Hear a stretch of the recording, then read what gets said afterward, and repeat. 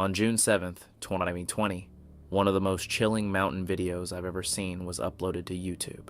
In the video, the uploader Edouard Bazin is out skiing and hiking with a few friends somewhere in the French mountains. Not much is known about the exact location or what happened beforehand, but honestly, the footage speaks for itself. Take a look.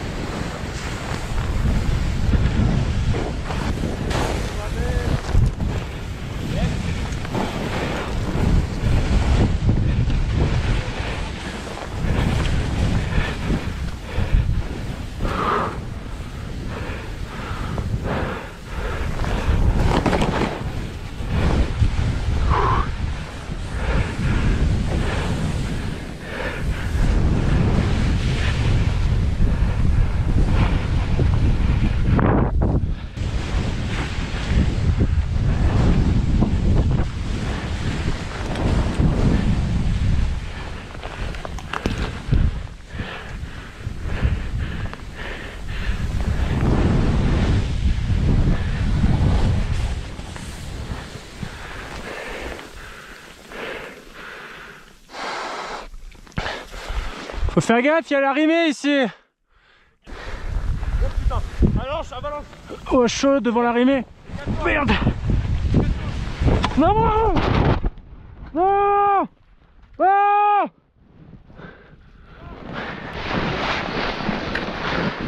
Aide-moi. Je crois que je me suis niqué le genou, vite. Ça va tomber. Oh putain. Putain merde! Viens me tirer! Ah, je me suis niqué le genou, je crois. Faut pas que tu te mettes en dessous de moi, sinon il y a tout qui me tombe sur la gueule. Suddenly, an avalanche breaks loose, knocking Edouard off balance and sending him straight into a crevasse.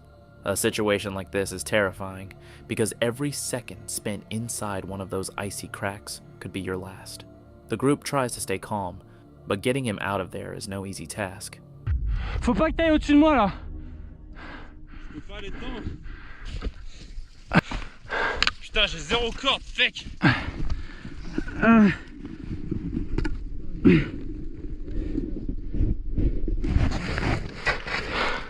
très dangereux là. Faut que tu dises aux autres qu'ils fassent gaffe. Attends. Attends, faut que je te filme ensemble le pire.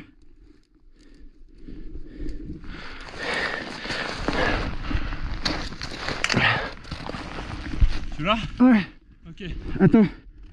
Ah, je me suis niqué le genou, je crois. Faut que je déchausse ou pas? Ouais, des choses. Mais ça me tient, j'ai peur, putain. Des choses, vas-y. Je peux pas. Ah. T'arrives à faire quelque chose? Non. Alors je vais te filer mon piolet. Ouais. Ah. Putain, je me suis niqué le genou, je crois.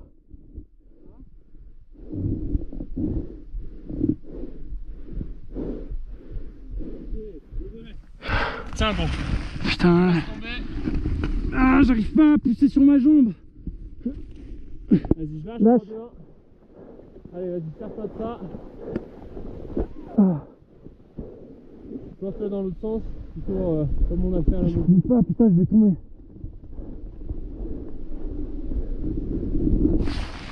Ah, j'arrive pas.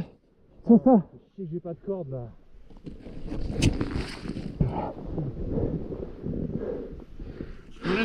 Essaie d'enlever un ski sur les deux déjà. Non, sinon je vais tomber, je pense. Je vais m'enfoncer dans l'arrimée. Donc c'est en plus ils vont arriver, ils vont nous mettre du slough. Mais préviens les gros, faut que tu les préviennes. Mets les skis.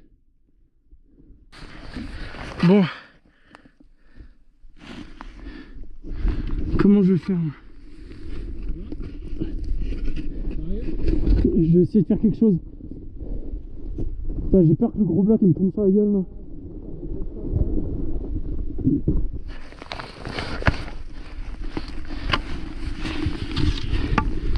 Ok. Prends ça. Yes. Tu as?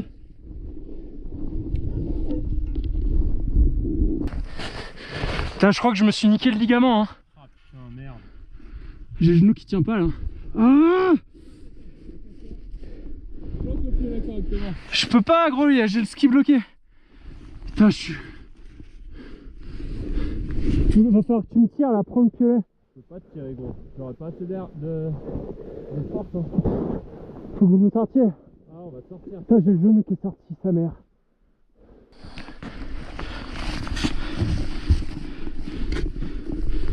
Attends, je vais essayer d'enlever l'autre ski, mais ça me fait peur.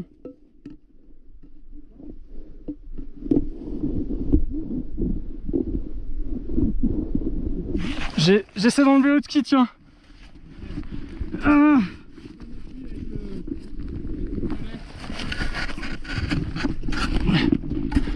Ok, super. Nickel. Ok. Allez, allez. Oh. Allez gros. Allez c'est bien. Ah, j'ai mal. Allez super. C'est presque. Attends. Ah, je me suis bien fait le genou, je pense. Ah merde. Bon, au moins, t'es pas enfoui sous la neige. Tu me tiens bien? Ouais.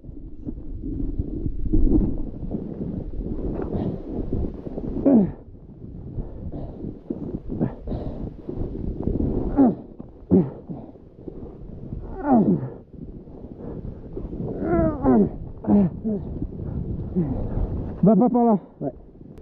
Ok. Oh putain. Il y a un trou là aussi. After several tense minutes, they finally manage to pull Edward out. But with more avalanches and hidden crevasses all around, they make the right decision and contact rescue for help. A helicopter arrives shortly after, taking Edward to the nearest hospital. Honestly, this is one of those experiences you would never forget. And one thing is certain, Edward got extremely lucky that day. Bushman in Blue is a YouTube channel run by Al, an experienced outdoorsman who documents his wild camping trips across rugged terrain with his loyal dog Blue, always at his side. Most of Al's videos are exactly what you'd expect from the channel's name.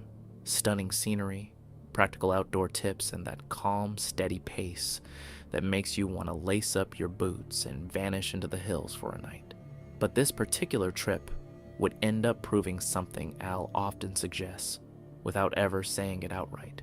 In untamed wilderness, things can go wrong quickly, even on a day that seems perfect. The adventure started like many of his trips do. Clear skies, calm conditions, and a sense of excitement as Al and Blue set off towards Scotland's Hidden Valley, heading deeper into the mountains with a simple plan. Hike in, find a quiet spot to pitch a tent, and spend the night surrounded by some of the most dramatic landscapes the country has to offer. A trip built around solitude, fresh air, and the peaceful rhythm you only get when the road is far behind you.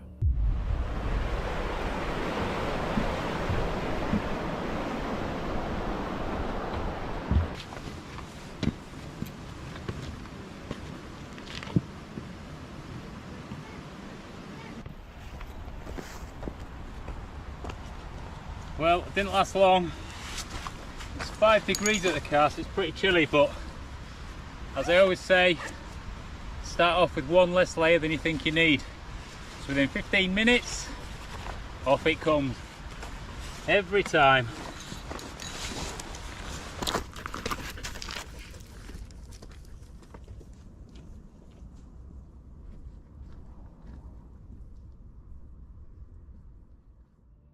As Al moved higher into the valley, the scenery became even more impressive.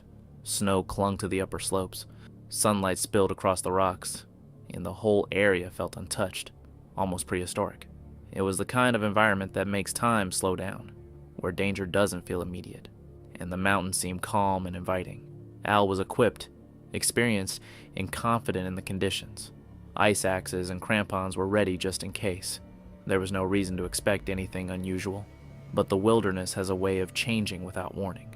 Then, from across the valley, Al suddenly noticed movement high up in one of the snow-filled gullies. At first it was hard to process, until it became clear that a man had lost his footing and was falling. Well, I don't know if you can see, but that gully up there, someone has just fallen from the top of that gully and has stopped about 3/4 of the way down it. And they were moving fast.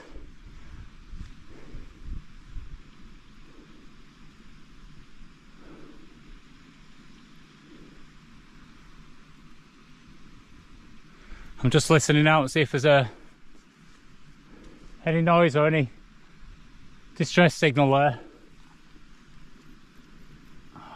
Don't look like they're moving, to be honest. What Al witnessed was violent and uncontrolled, a long tumble that lasted roughly 150 meters or more. The climber rolled at speed, arms and legs flailing as he tried to regain control, the kind of fall that looks unreal until you realize it's happening in real time. For several long moments after the fall, the man did not move.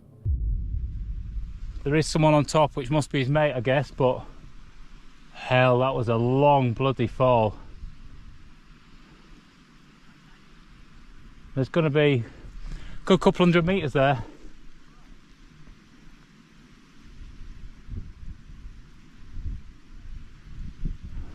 I'm just going to call through and just see if I get an answer. Jeez. Al stayed focused on him from a distance, listening for any sign of life, knowing how easily something like this could turn fatal in the cold and snow. Then, finally, a hand signal, small but unmistakable, letting Al know the man was conscious. Even so, it was immediately clear the situation was serious. A fall like that could mean broken bones, head trauma, internal injuries, and up here, with daylight fading, the difference between being injured and being stranded can become a dangerous line. Well, I just shouted over and I did get a hand signal, but he was really falling, like proper rolling, arms and legs all over, so there's a good chance he's hurt himself. Anyway, there's two other people here, so I'm just gonna head over and then just make sure he's all right and doesn't need any sort of support to get back down again. Frig me, that was a hell of a fall though, and he was proper just arms and legs doing cartwheels everywhere. Right, let's get over there, eh? He's at the bottom of the gully. Right, okay. Just found these two skiers here, so I'm just going to head up and just see if this guy's alright. But it's going to be a tricky one underfoot. Currently on snow. The approach wasn't easy. Snow covered the ground, footing was unstable, and the terrain demanded patience. Al began the climb carefully, moving with purpose, but remaining controlled. God, I hope he's alright. I cannot leave him without checking though. No chance whatsoever. Dig in, Al, dig in. Come on.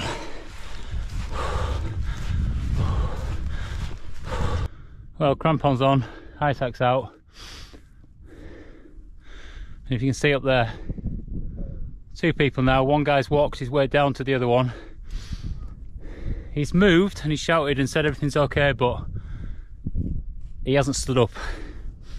And I just feel I need to just go check in and see what's going on.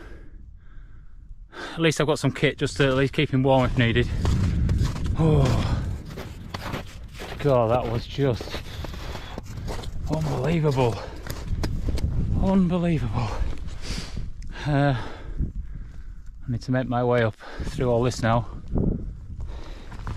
Let's have a look. Oh God. Come on. Come on, come on, come on.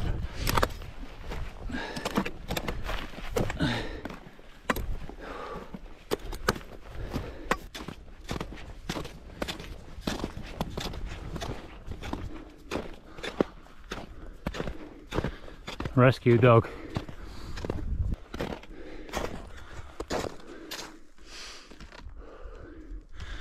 Well, I'm nearly to the guy. He's up. Looks like he might be limping slightly, but at least he hasn't broken anything. Oh dear.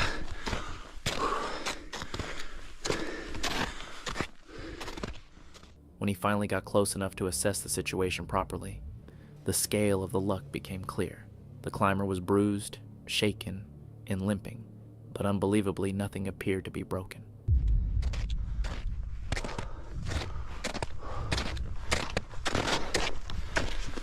Here he is. What a hellish fall, mate. Are you okay?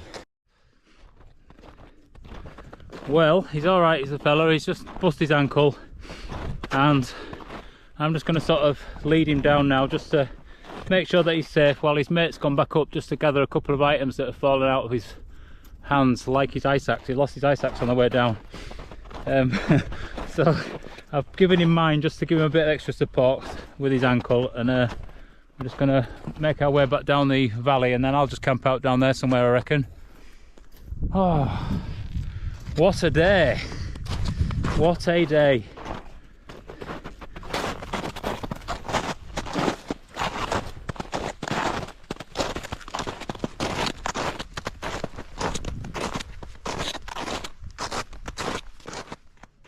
Al handed over his own ice axe and offered steady support as they began the slow descent back towards safer ground.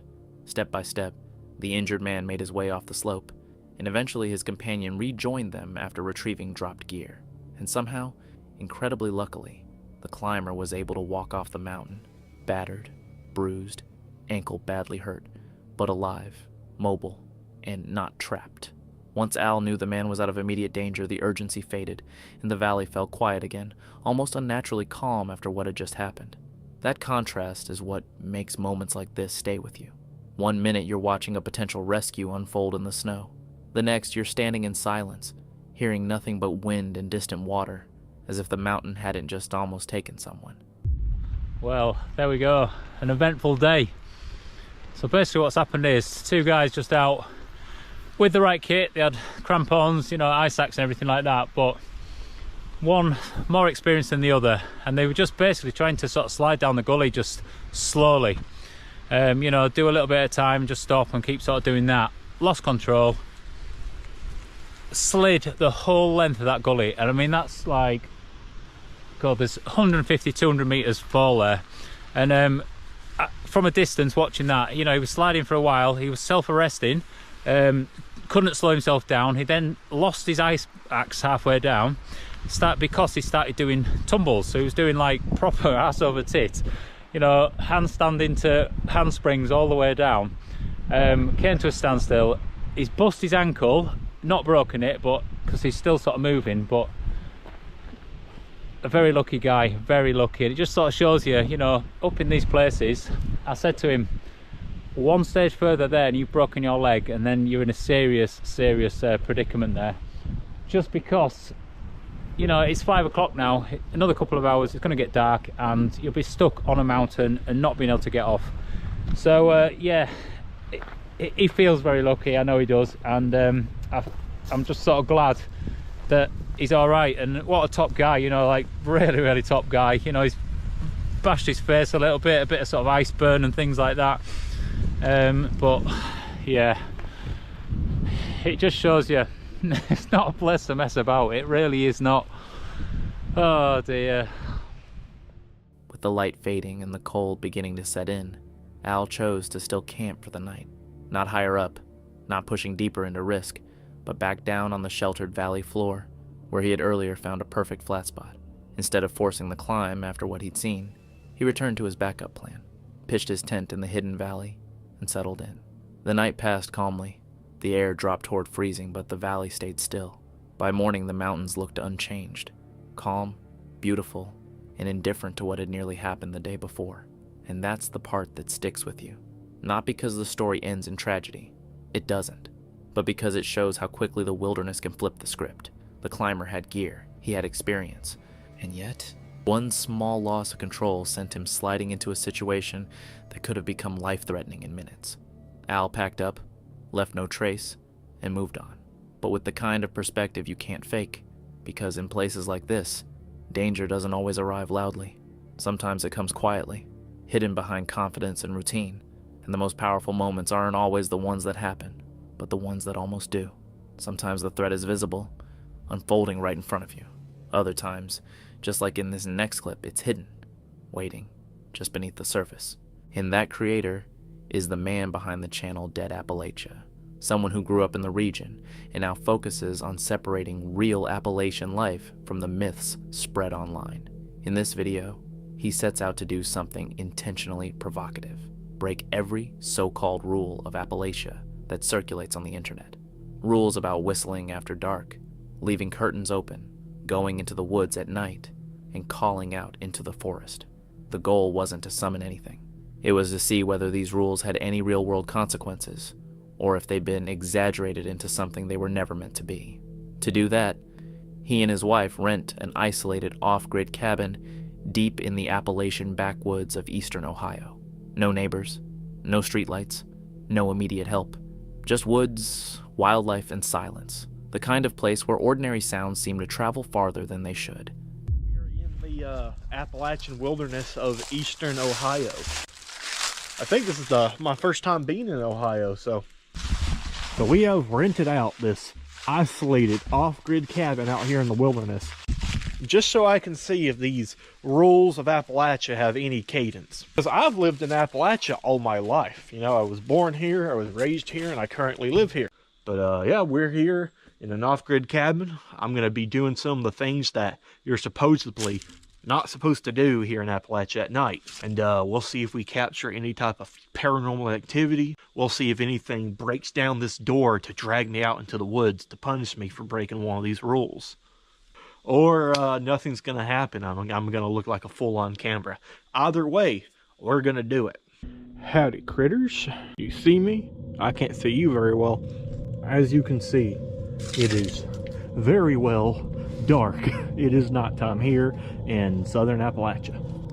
So already I am breaking one of the big rules of Appalachia. Going outside from dusk till dawn, which I've always thought was a really silly one.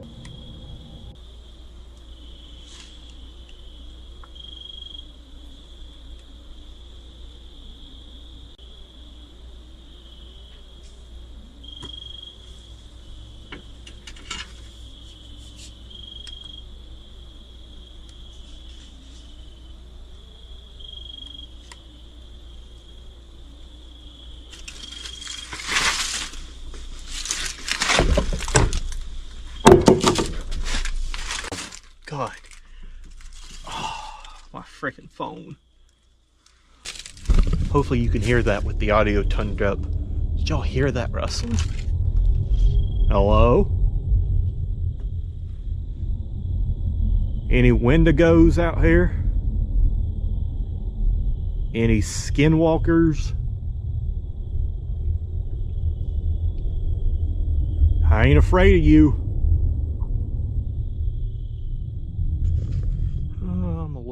As daylight fades, the mood begins to change. Coyotes can be heard calling nearby, close enough for their voices to echo through the trees. Rustling sounds move along the tree line. Probably nothing supernatural, but enough to remind you how exposed you are once darkness settles in. That night, the rules start being broken. The curtains are left open. Whistling is directed into the woods. He walks the trails after dark, deliberately provoking the environment, not because he believes the folklore, but because he wants to see if anything measurable occurs, and something does happen. Let's begin this investigation in earnest. It's fall. Oh, I love the cold air. All right, if I'm going to be going out here, I think it might be smart to bring some protection. Big old heavy axe. This should do the trick. I didn't bring a gun because I don't have a carry permit for Ohio, so you know what, unfortunately there's no way I'm going to be able to carry that and the camera and the light and be able to know where I'm going, so I'm going to have to leave the axe behind. Okay.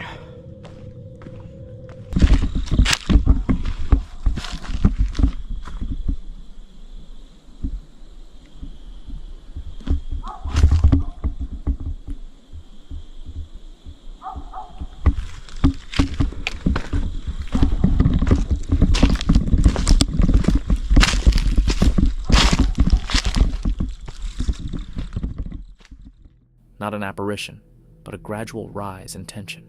The coyotes grow louder and closer. Sounds travel strangely across the ridge, yet he keeps going, even though everything inside him is telling him to turn back toward the cabin. This forest is daunting, to say the least. Did I just see something move? I think it's just my eyes playing tricks on me. We're almost to the top of the hill, I think. Oh, man. That incline. Getting the best of me here. Alright. This place looks pretty secluded. We're a decent bit away from the cabin. This is a fine place as any. So this will be my first time using it. I honestly don't know how to use it that well. I'm kind of new to all this, but maybe there's some spiritual energies here I can talk to.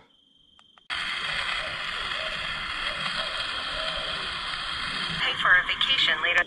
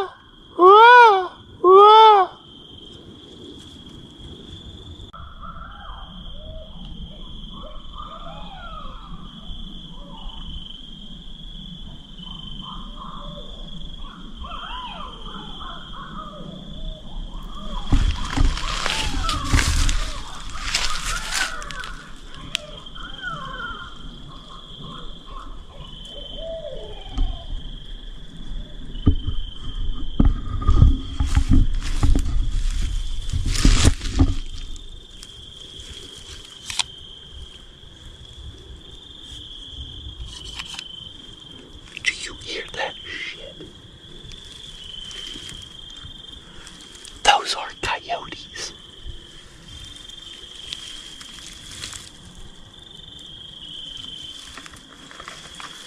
They are very, very close.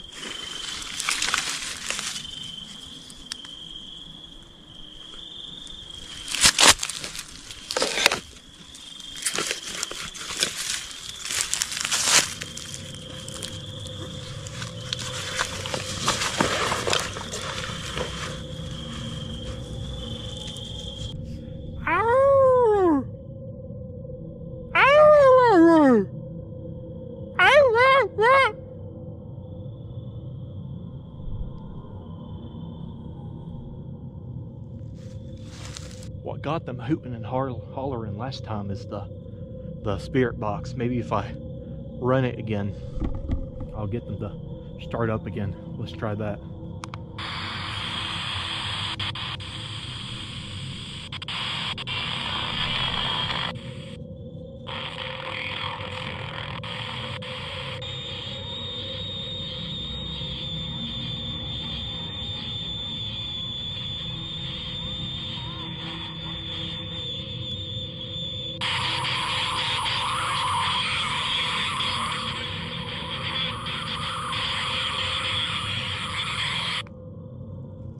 What the actual hell?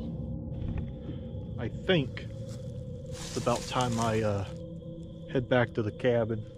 What the actual hell was that? The spirit box was working fine just a minute ago, getting regular radio signals. Is that normal? I'm sure there's some much more experienced paranormal investigators who have used spirit boxes frequently. Is that normal? For it to make that god-awful sounds? That has set my nerves right on edge. I don't like it. The spirit box, something the creator himself admits he doesn't fully understand, starts producing distorted noise that's harsh, mechanical, and entirely unlike normal radio chatter.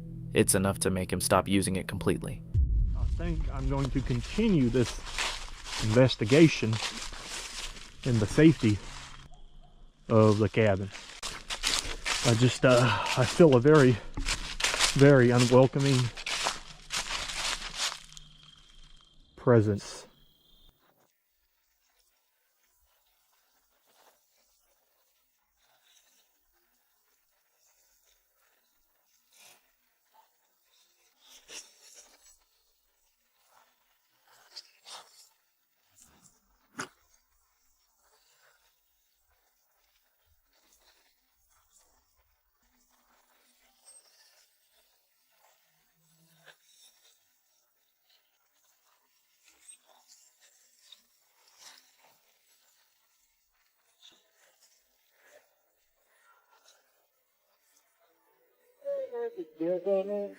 Oh yeah, here. It is. And I'm up there.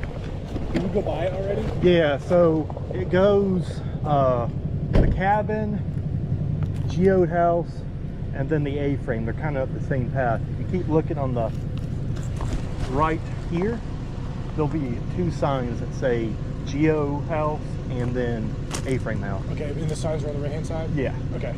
Thank you. All right, thanks. No problem. You know that A-frame and those other cabins I was talking about? Those fellers were lost and just wanted to try to find where the cabin was that they're supposed to go to. I was worried I had disturbed someone doing all this and gotten someone mad at me, but I reckon we're okay. It's weird they're coming in so late. All right, let's get back inside. Later, while regrouping back at the cabin, his wife mentioned seeing unexplained lights moving along the ridgeline. Too high and too slow to be vehicles, too steady to be flashlights. Once again, no conclusions are drawn, only observation. Eventually, they leave the cabin for a short time to reset. When they return, the night continues without escalation. No break-ins, no figures at the windows, no dramatic payoff. By morning, the conclusion is simple and far more grounded than the myths suggest. Appalachia isn't a supernatural trap waiting to punish people for breaking rules invented online, but it is an isolated, unfamiliar environment where sound behaves strangely, wildlife moves freely, and fear fills the gaps when visibility drops and control disappears. Nothing followed him home, nothing attacked them, but the discomfort was real. Because sometimes fear doesn't come from monsters. It comes from realizing how little control you have when you're deep in the woods after dark, and how easily folklore grows when explanations remain just out of reach. That's what makes videos like this unsettling. But not every unsettling place relies on legend. Some leave behind physical evidence with no clear explanation for why it's there. This upcoming video comes from Sergey, the creator of the YouTube channel Travel Stories. His work typically focuses on isolation, extended trips into untouched wilderness, nights spent in self-built log cabins, and the quiet routines of living far from civilization. Most of his videos are slow-paced, deliberate, and nearly meditative in tone. However, this one reveals just how quickly that sense of calm can unravel. The journey starts much like his previous trips. Sergey travels deep into the forest, intending to spend the night alone in a small log cabin he has stayed in before. Along the way, he stops to check a trail camera he set up earlier in the summer.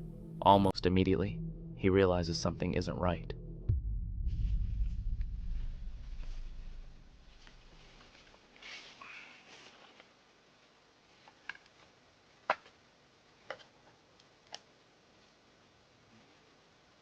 Сломано крепление.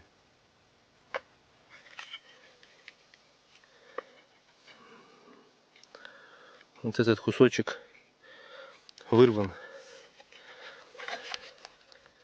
Фотоловушку эту установил где-то в начале июня, в первой половине июня.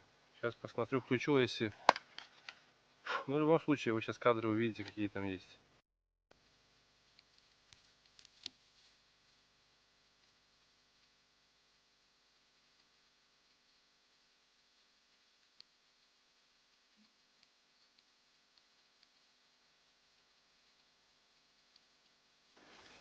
новое. Подумаем, что-нибудь придумаем. Ловушку пока забираю. The camera is hanging at an odd angle. The mount is cracked. When he checks the footage, the explanation is obvious. A bear had been messing with it. Not a big one, but curious and strong enough to break plastic as if it were nothing. It's a quiet reminder of where he really is. Not a campsite, not a park, but an animal's territory. He reaches the cabin as the daylight begins to fade and starts getting ready for the night. Water needs to be fetched from a nearby stream. Firewood has to be collected. Then a serious problem emerges. The wood stove won't draw smoke properly. Instead of venting outside, smoke floods the cabin, filling the space until breathing becomes difficult. Multiple attempts to fix it fail. The air grows thick and dangerous. In a place like this, a faulty stove isn't just an inconvenience. It's a real threat.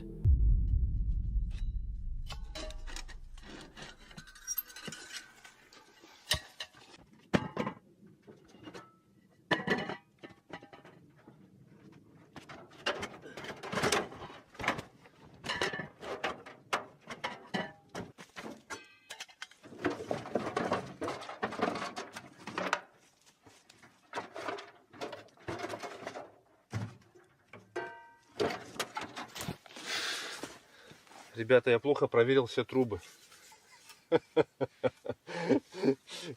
Смотрите. Видите? Осиное гнездо внутри трубы. Прям внутри трубы сделали осиное гнездо. Охренеть. Так, сейчас мы его вытащим.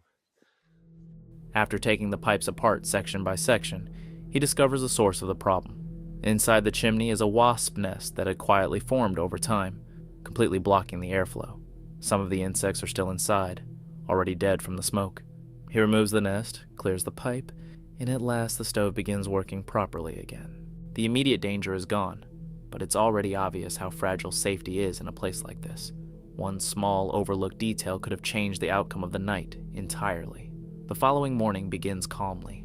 Soft autumn light filters through the trees. The forest feels peaceful once more, but that peace doesn't last, because not long after waking up, the danger becomes real.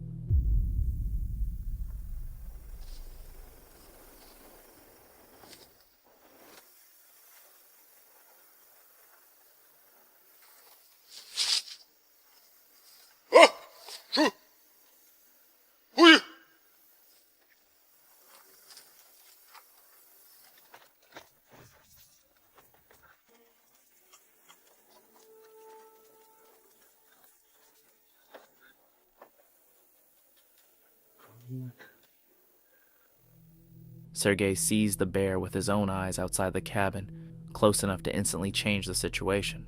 This wasn't a passing animal. It was aware, curious, and nearby. He loads his rifle and waits, listening. He doesn't rush outside. He doesn't assume the bear has left. That hesitation matters. Bears don't announce themselves. They don't follow scripts.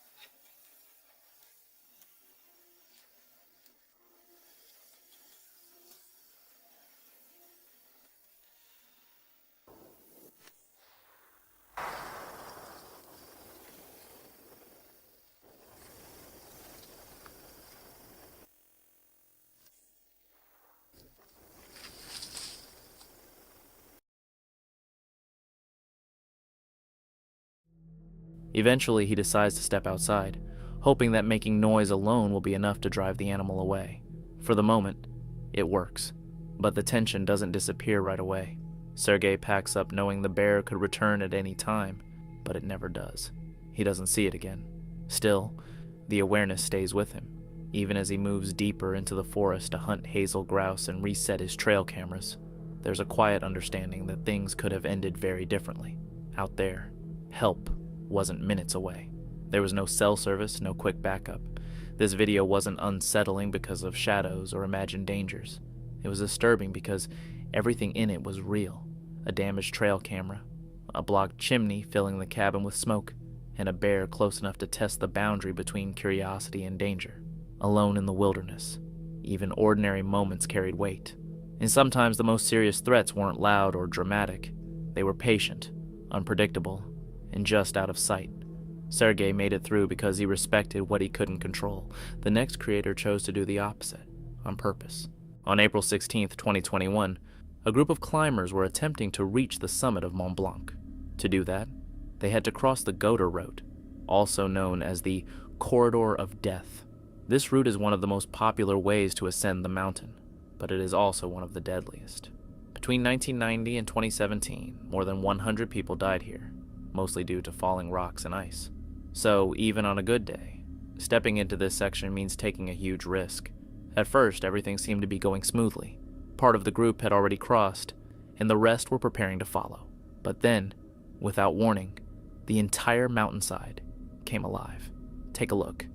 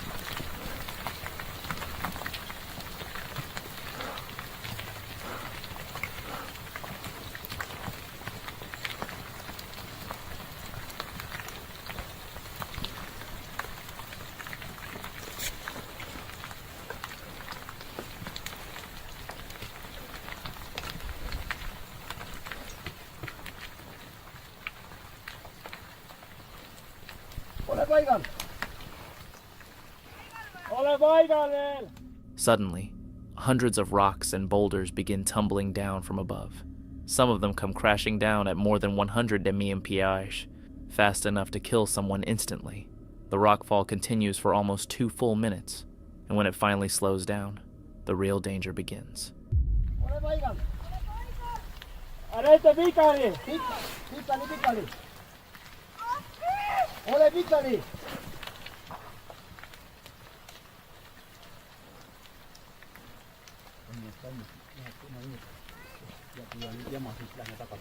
Yeah.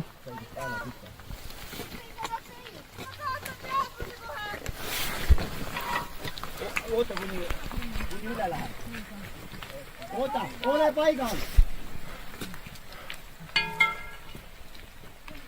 Näinkö itse takaisin? Ole rahulikud, Taret! Me tulemme appi! Ole rahulikud, kõik läheb kohe mööda! Ole lihtsalt rahulikud!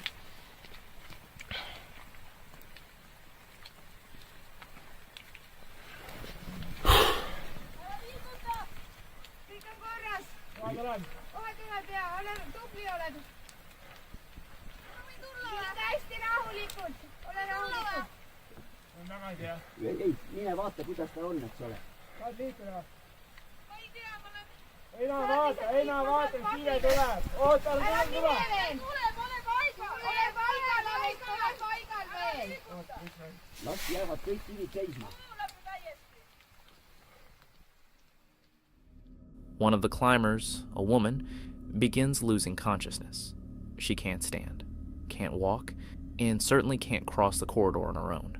With the rocks still unstable above them, the group has no choice but to call in helicopter rescue.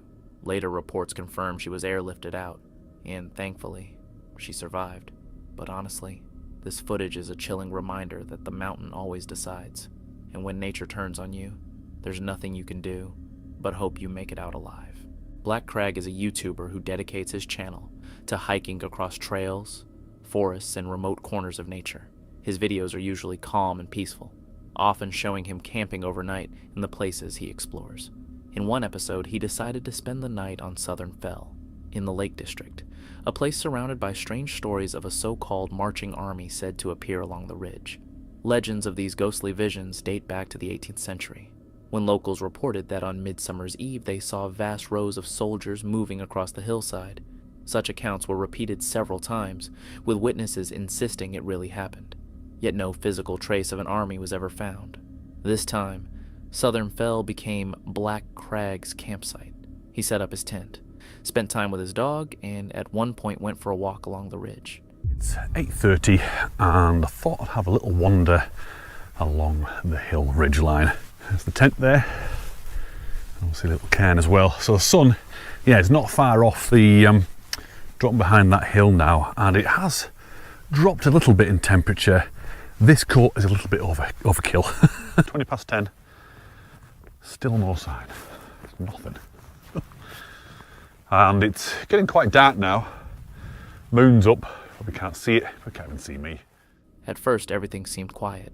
He watched the sunset and the night sky. Later, he switched his camera to infrared mode to film in the darkness, and still nothing unusual appeared to be happening. But when he returned to his tent, he noticed a strange figure standing near the entrance. Night vision mode. Got the infrared on, and I probably look very, very strange, but I can't see anything now. It's kind of weird looking, probably in this. There's still quite a bit of light in the sky there, but in terms of on the ground, it's very dark. You can see Finn though. Yeah, so I've not seen anything. I've not seen a single, not even a single soldier, nothing. A bloke stood next to my tent. What the